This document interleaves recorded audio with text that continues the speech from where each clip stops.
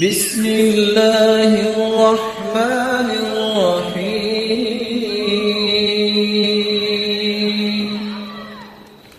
اپنے آپ کو، اپنی اولاد کو ہر قسم کے حسد، ہر قسم کی نظر اور ہر قسم کے جادو سے بچانے کے لیے ان اذکار کی پابندی کیجیے، صبح و شام کے اذکار کی پابندی کیجیے۔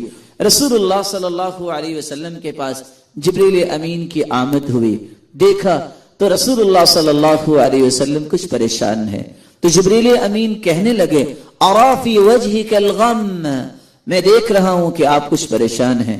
قال نعم، جی ہاں، ہما ریحانتائی، جن کے بارے میں فرمایا یہ حسن و حسین یہ میرے دونوں پھول ہیں اور دونوں ہی بیمار پڑے ہیں۔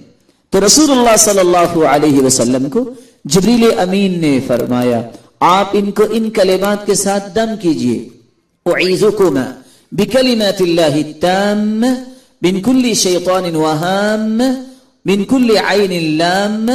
رسول اللہ صلی اللہ علیہ وسلم نے ان کلمات کے ساتھ حسن و حسین کو دم کیا، فقام یلعبان، وہ دونوں اٹھے اور کھیلنے لگ گئے۔